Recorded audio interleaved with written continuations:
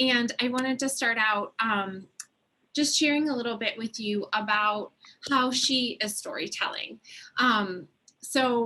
But before we launch into that, though, I'm wondering if this is a familiar text to anybody, or if you've maybe used this in your practice before. If you have used it before or you're familiar with it, go ahead and share in the chat just so we can have a sense about how about our experience with this text. So I'm going to cue this video up for us. This is again, a video of the author of this text storytelling a little bit about her paintings and sort of why she wrote this book. Bring this up here.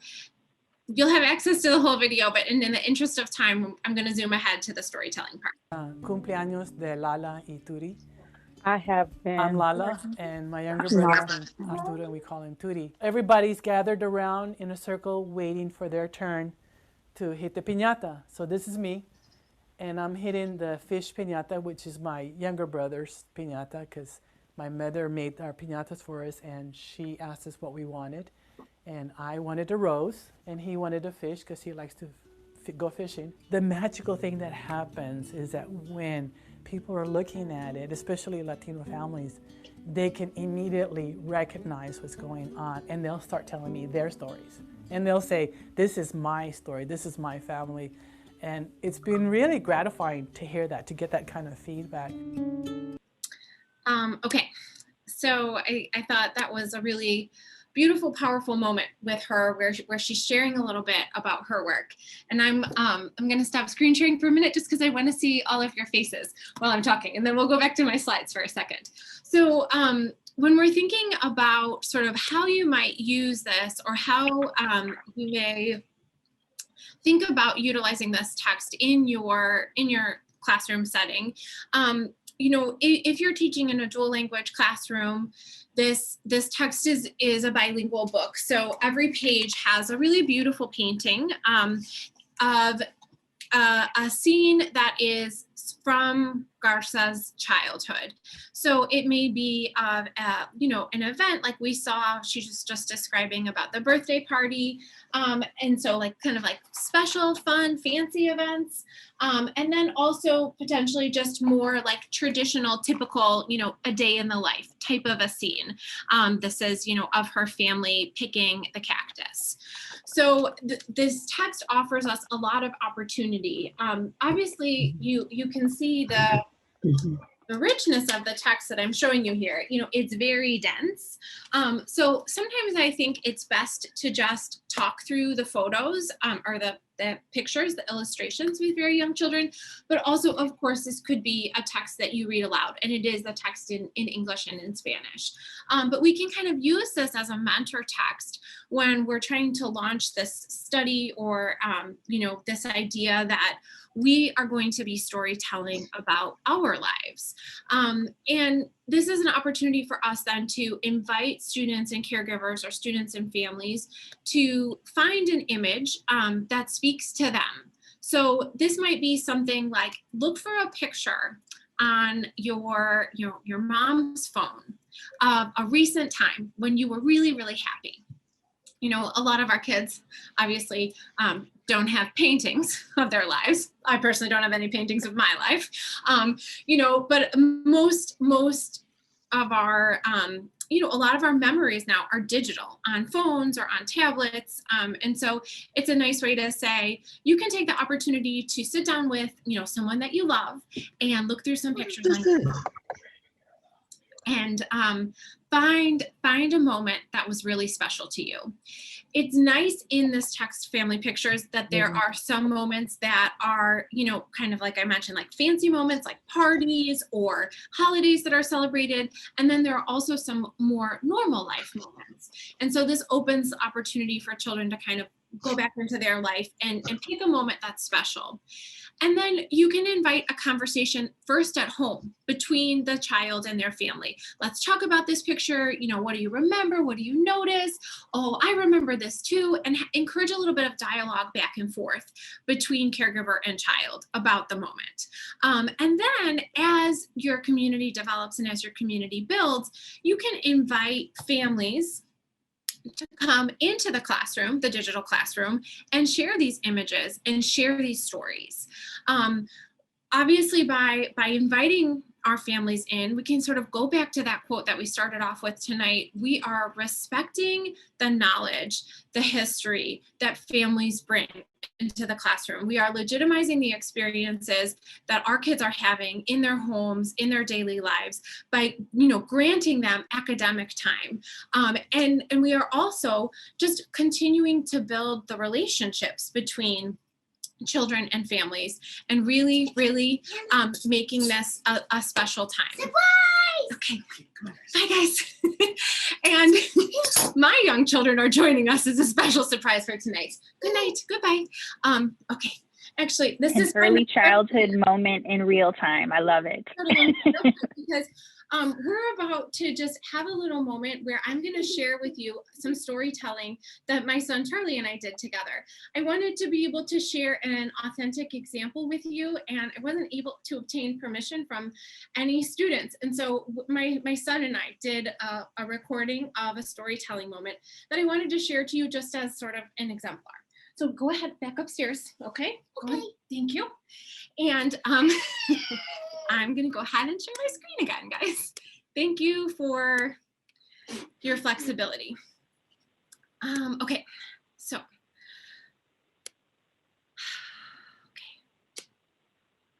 Sorry here, let's go ahead and get out of this.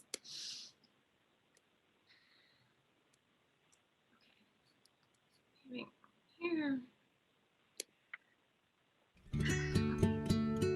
Watch this video again. Sorry about that. Okay, so we talked about this, inviting kiddos with a photograph. I did also just briefly want to mention, if any of you are currently utilizing the creative curriculum, there's a really helpful 8-page section in the literacy volume that digs a little bit deeper into storytelling, starts on page 88. That's in volume 3, again, of the creative curriculum. That just gives, further description, detail, ideas around oral storytelling and tips that you may want to share with families. There's actually a really helpful one-pager in there. So if that's a resource that you have access to, I just wanted to connect this practice to that. Okay. And then here is, well, you just saw him, but here's my son, Charlie. He's 4. And this is the image that he chose. So I talked with him again about, we're just going to be doing a little bit of sharing. Let's find a picture, a moment that was special to you. And then here's how the experience went for us. Charlie, what's happening in this picture? What is this family tradition? It's when I was baking something. Were you baking a cake? Yes, I think I think it was for someone's half birthday. I think it was for my brother's birthday. Mm-hmm.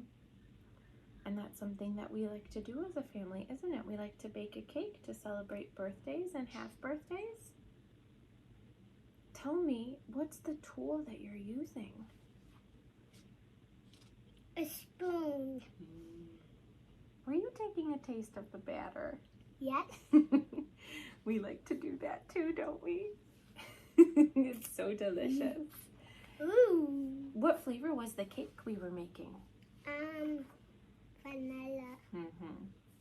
Very delicious. But on my birthday, it was chocolate. Yes, when it's your birthday. Okay, so, you could invite students to share in real time, or you could also invite students to submit a video recording like that you could then share with your class in real time. Oh, guys, I'm just seeing the chat now. Thank you for the encouragement. So it's difficult when you have a moment where life and work intersect. So thank you. But okay, so thinking about, again, those are just some opportunities or some options to, again, like invite families in real time if families' schedules sort of have the ability to align with like a morning meeting, community meeting type time of your class schedule. Or you could also think about, inviting students to share a recording that you could then play sort of at a convenient time. I also wanted to share with you today just sort of one other component. Same author, Carmen Lomas Garza, has also written another text called En mi familia, in my family. And this really is sort of another set of beautiful paintings with descriptions associated with it as well. So if this was a familiar favorite in your classroom and you're kind of looking to build upon that, I definitely recommend bringing both of these texts in to your space. Okay, so this is bringing me sort of to a close here in terms of the information that I wanted to share with you.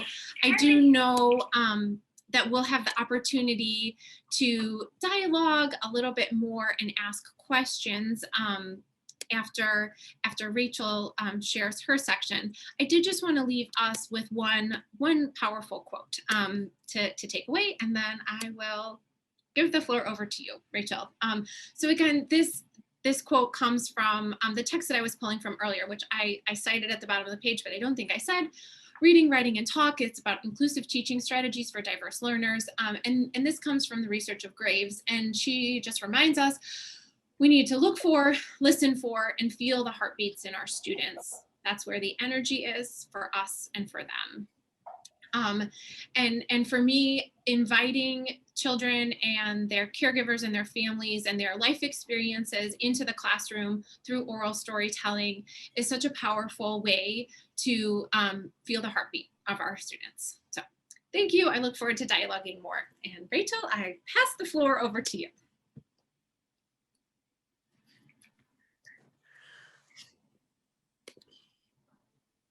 Well, thank you very much. I can assure all of you guys, if my kids were to burst in, it would not be anywhere near as adorable as what we just witnessed.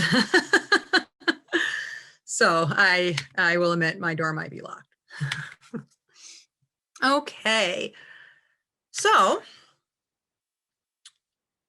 my piece is basically, let's just take a breath. Which I know in the way the world is right now is something that we might tend to forget at times. So I want to talk about integrating mindfulness in this unpredictable school year. So before I start, a little bit about myself. My husband reminded me during my proofreading to actually add my name when I talk about myself. But I teach over at District 54 in Schaumburg, Illinois, at their Early Learning Center. My class is what is considered a blended classroom. So I have students with a variety of needs, whether it's special ed, ACEs, EL, or other qualifications through the Preschool for All grant. I've been utilizing mindfulness in my classroom for the past 3 years, and I've personally been using it both with myself and my 10-year-old son for the past 4 years as a strategy to help him with his ADHD, anxiety, and OCD. And this year I've used mindfulness in both a full remote and a hybrid setting. I started this year teaching in the school with my students zooming in. Then it transitioned over to me zooming from my home into theirs. And now I am doing a hybrid classroom. So as I said, an unpredictable changing year. So what I want to do is basically treat you guys like my students. I'm sure you've had whatever kind of day that you've had. So I don't know what my students are coming in from. So what I like to do is after the greetings, we do a little dance party because some of my students need to wake up a little bit. And then we do our 3 breaths.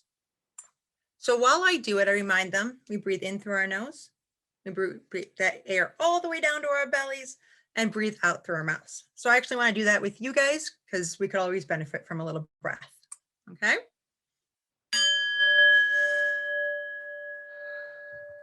And I will admit, this does help my nerves a little bit.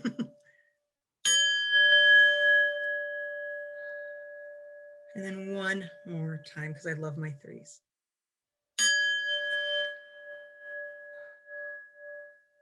Now, that might seem like a very simple piece, but what is amazing, especially when things really started to shut down in the spring, is to see my students use that cue of that bowl I have kids that might be running around the house and they hear that bell and they stop and they sit up straight and then I have them. So what is mindfulness? Some of you guys might be new to this. Some of you guys might be very experienced in this, but if you are, you will know that mindfulness is a very broad subject. It can be used in your own homes. It can be used in your classrooms. It can be used in Fortune 500 companies, and it can be used in hospitals. It's basically everywhere. So I like to use this quote from John here, who is actually one of the people that played an important part of making mindfulness kind of mainstream. And it's a way of befriending ourselves and our experiences, which again, with everything that's going on, we're having very different experiences. So it's a nice way to kind of center ourselves. But what is mindfulness in a school? Again, extremely broad, but it can kind of be stated in this, that it provides a student with foundational awareness of their internal and external experiences, as well as the shared human experience. Allows the child to act with integrity, respect, and compassion. Now, why does mindfulness work in a remote / hybrid classroom? Why am I still able to make this work in no matter whatever setting I'm able to teach this into? Because no materials are needed. You'll see me use a few things throughout this, but they're not required. I don't have to have my Tibetan bowl.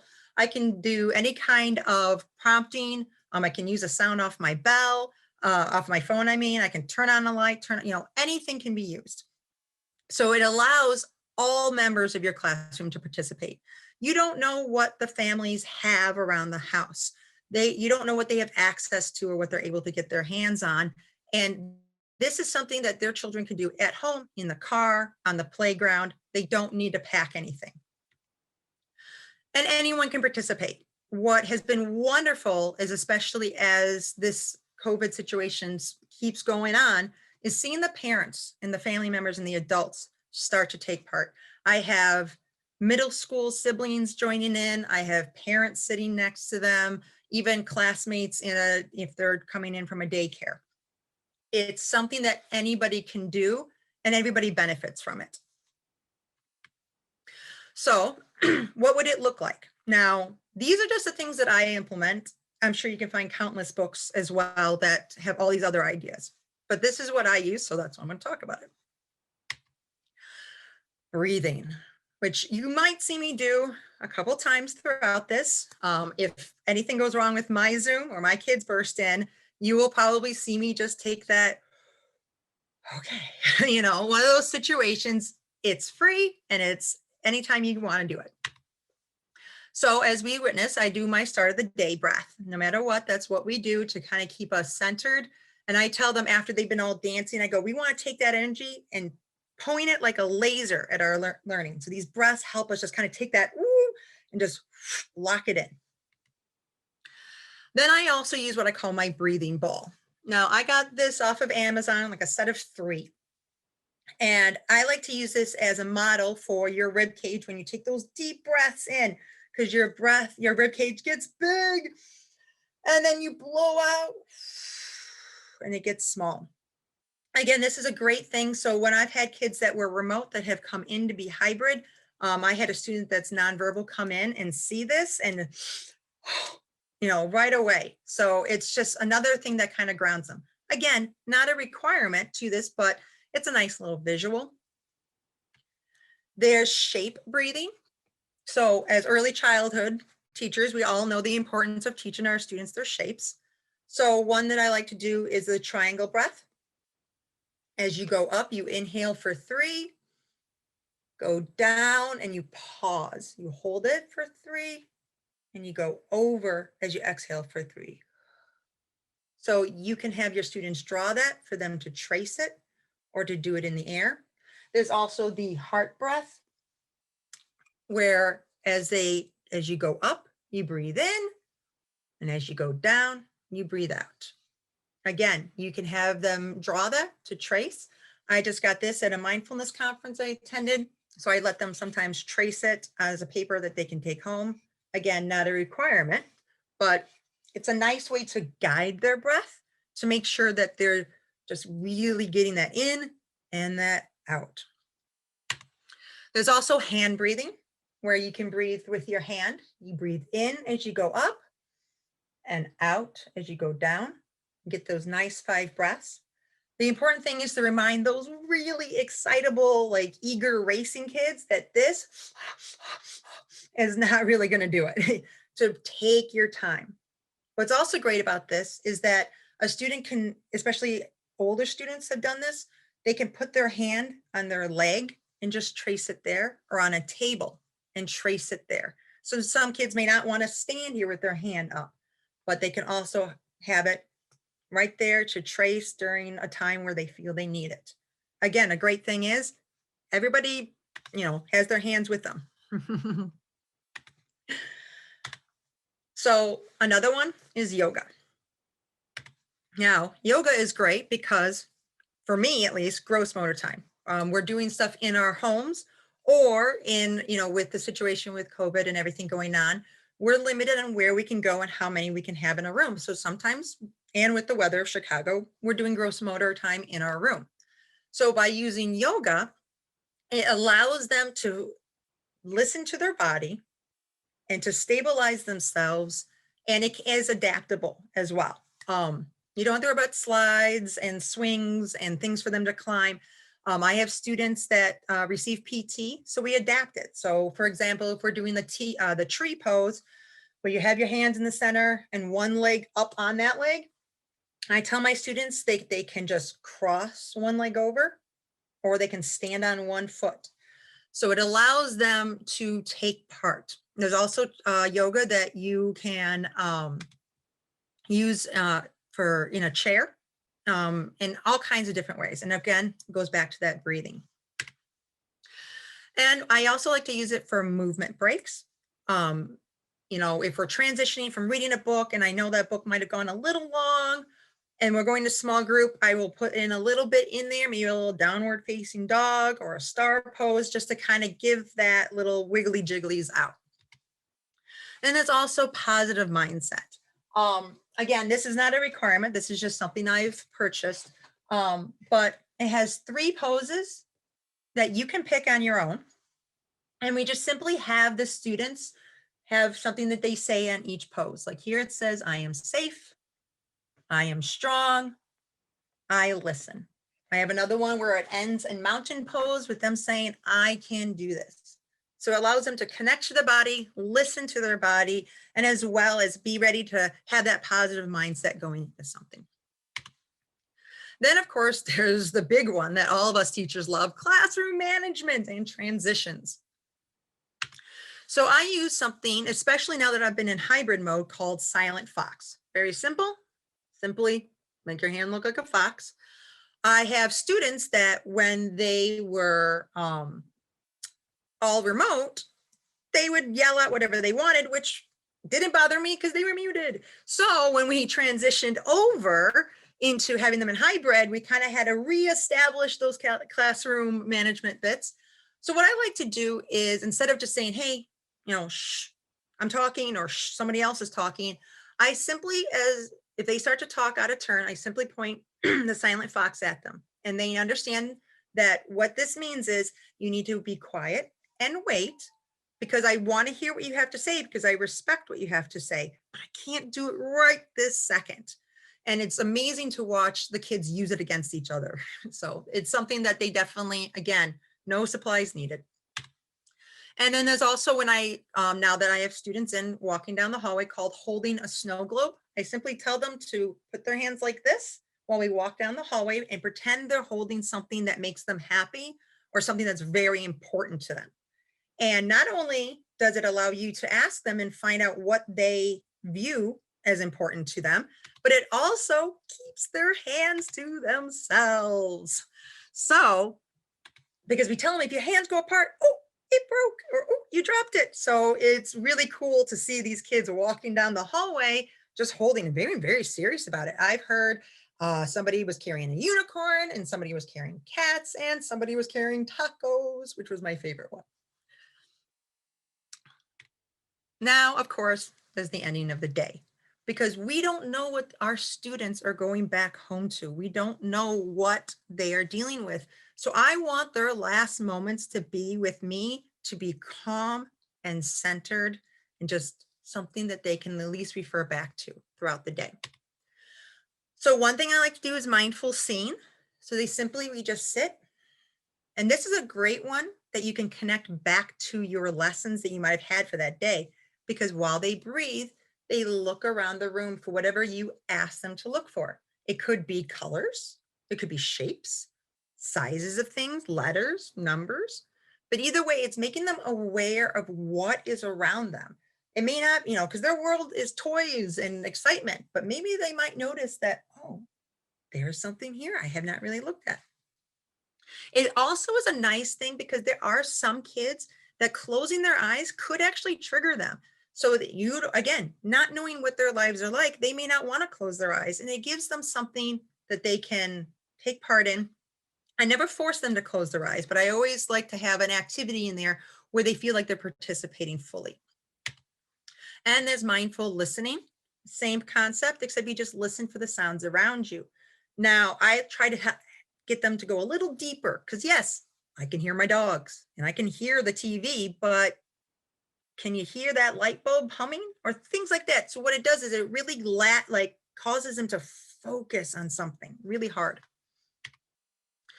And now, this is also one of my favorite parts, is the fact that we can use literature to continue to expand on the concept. Mindfulness is becoming so mainstream that there are so many books about it.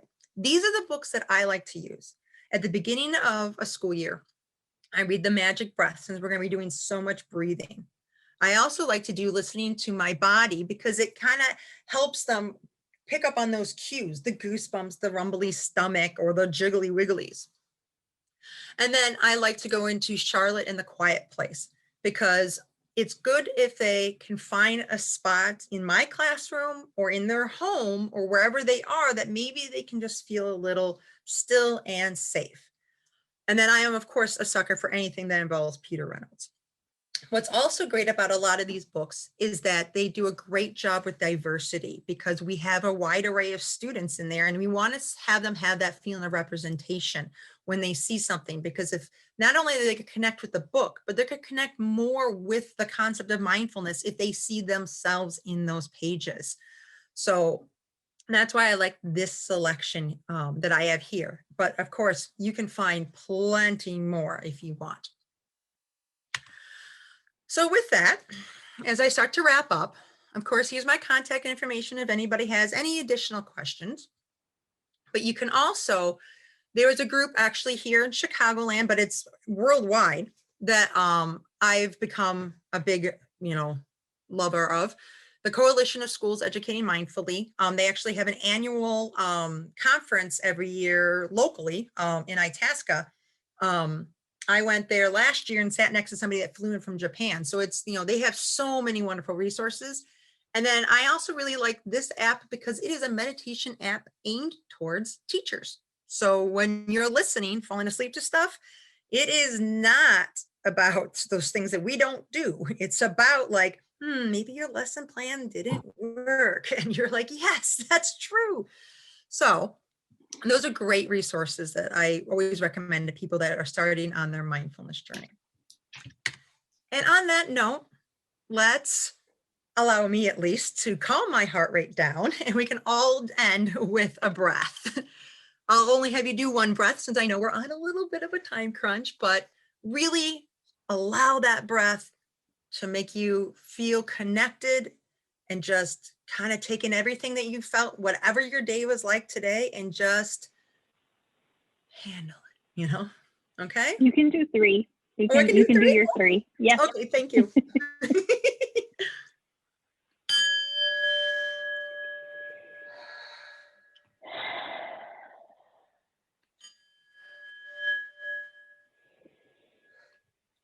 One more time.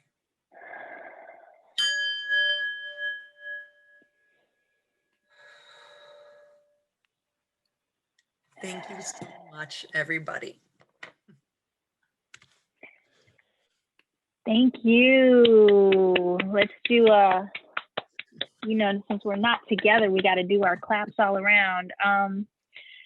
Thank you all so much for sharing and for, giving us a glimpse of, how you've been making this work and how you have been adapting and how so many different, kind of hacks and tricks that we've developed over time.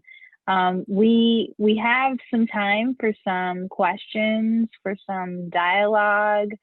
I've even got some, prompts in terms of, this is a Zoom full of educators, and I'm just also curious in terms of if you have any questions, but also if you have used some of these techniques, or if you have anything to add on, or if you have any questions with respect to logistics of working with certain materials or with certain populations, or navigating those spaces, let's take advantage of the infinite wisdom that this Zoom breakout room has.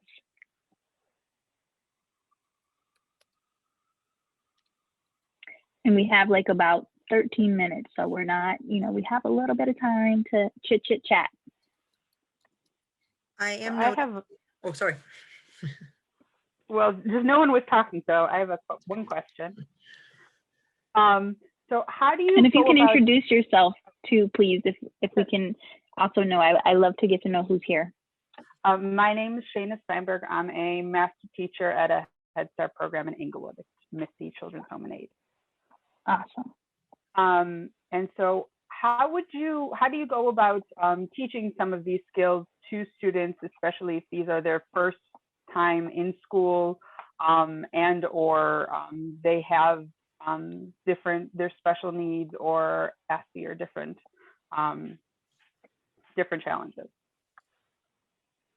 Well, one of the things that the benefits of my program is that it's blended ages. So I'll have students that come in from the year before that I love to use as models. And it's also just kind of having it be part of the routine. I had a student that was full remote, never looked at my screen, he ran around, did whatever, fine. But when he came in, the first thing he did is he pointed to my bowl and went, so it's about almost a sense of patience. It's not going to happen the first day. It may not even happen in the first 2 weeks, but if you just keep doing it, there's going to be that moment where you would hopefully see that connection. And it may not be 3 breaths. It may not even be all breaths. It might just be sitting up straight, and you take those little wins however you can, is at least my experience. There's a question in the chat. Thank you for that. Maureen, am I saying that correctly? Maureen? Wondering what you think it takes for students to use these skills at home or on their own. Does it happen organically, or do you do anything to encourage it? You kind of sort of alluded a little bit, but if you can just build on that a little bit more. My big thing is to definitely use examples that they can connect to. So, when I'm reading and listening to my body, I might be like, oh, you might feel like really excited because you found out we're going to the playground today, but we want to make sure that we have like a calm body. Or if you're at home and maybe your brother knocks over your tower that you've been building on, I try to make as many connections as I can. And one of the nice things about Zoom is I've been actually able to get those windows into their home lives. So I learn all their siblings' names. I have like Post-its of every pet, sibling, whatever, so I can make it a little bit more personal connection to them.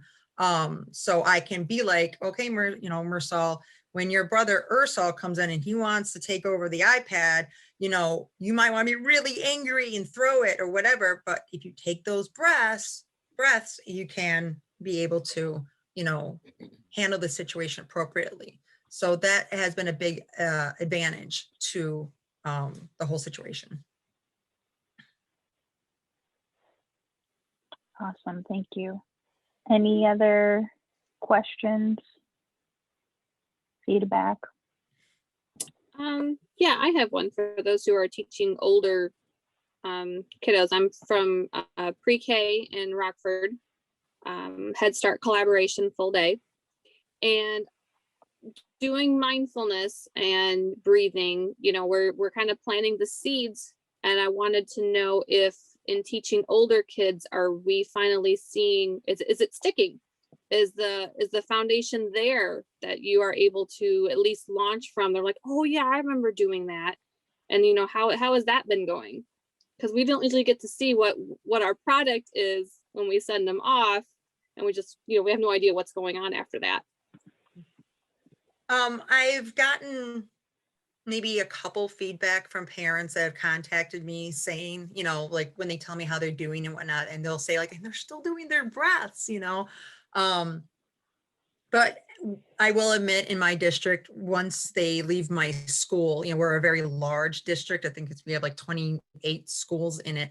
The encounter, you know, how to see how it goes forward from what, you know, they learned in my classroom, I may not see as much, but I do know you know, the social workers and whatnot also use just, you know, taking your breath, your belly breath and things like that. So they'll at least be able to walk in already knowing some of those things.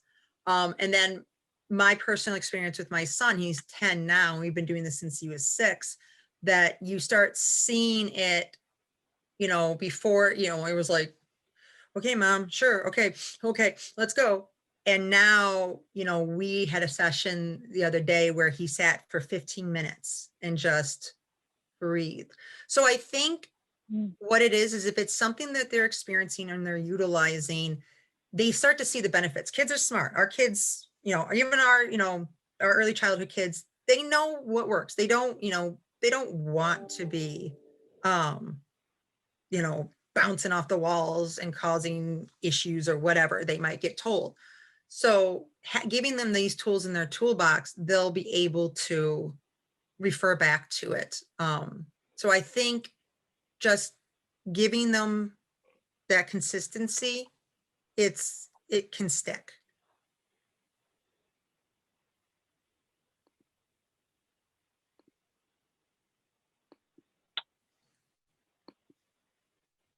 Any other questions, comments? I can attest. I have a kindergartner, and when he started pre-K and CPS, the school, I want to say maybe about 2 years ago, or actually no. When my daughter was in first, she's now in second. They started Calm Classroom, and so what was great about Calm Classroom and it being a school-wide effort 3 times a day, when, you know, we started to get into the pandemic, and obviously staying home, you know, I knew that they were doing that. I was aware, and I started to kind of, and you know, we in the house, we have our quiet moments, we meditate. There's a fabulous app I love. It's called Liberate. And it's mindfulness practices and meditations and all that, for and by people of color. And so anyway, the point is that I started to do this with them, and I actually turned it to them for them to lead the mindfulness activity.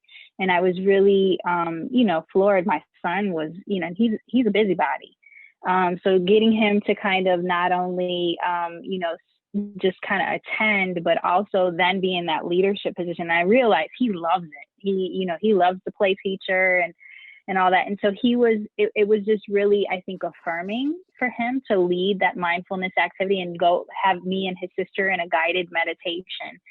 So it does stick. And I think, you know, to the extent that families can support it, that only enhances it. The question I have actually for the other Rachel, thinking about, you know, the intersection of literature and identity, you know, I'm just curious about in some cultural traditions, the written word isn't necessarily the way that we share our stories. And I'm wondering, to what extent have you or can you offer anyone else in this Zoom about how we uplift and honor oral tradition and the intersection of identity? That's such a great question. And I can sort of take a start with starting the dialogue, and then definitely welcome other voices who, you know, have thoughts or experience or expertise with this. But definitely there is a high, you know, in traditional academia, we place such a high role of written text, and the rich tradition of oral storytelling is a tremendous part of many cultures. And we have the opportunity as educators to really invite that tradition back into the classroom and elevate it to its rightful place. When we're thinking about literacy, most of us remember literacy has 4 components. There's reading and writing, and there's also listening and speaking. And so the more we can honor the role that oral language plays in our classrooms, in the learning that we do, the more we can elevate those traditional practices for potentially that could embrace and uplift some children's home cultures and home lives. So, I hesitate sometimes to exclusively use the Cuadros de Familia book, because it does have the written text obviously associated with the photo, or the beautiful painting. I think it's nice to have sort of a place to read from and to talk from, but then intentionally, I think when you're bringing the activity or the experience to children and families, it's really great to kind of remove the written text component from the experience, so that families understand this is really about talking and sharing our stories, whether you're sort of dialoguing about it with your student, or just sort of dialoguing about it with the group. But I think, again, I don't know, does anybody use creative curriculum? Okay, so lots of us, great. I do that little section that I referred us to in volume 3, it talks a lot about storytelling in a more fictional fantasy type way. I think that we can utilize those experiences in the classroom to tell stories with our children, and even sort of do those community storytellings where we're building on what one person says, and then the next person adds to the story, next adds to the story. I think those are really powerful experiences. And then we can make that really beautiful, easy bridge then to thinking about our families and thinking about, has anyone ever told stories with their family? What does storytelling look like in your home? If this is a new practice, maybe you are the one who brings storytelling home. You can tell stories to your mom. You can tell stories to your Nana. You can be the storyteller at night when it's time to fall asleep and, your brother or your cousin is having a hard time settling down. You can do storytelling, and really elevating the, the status of storytelling to its rightful place in the classroom.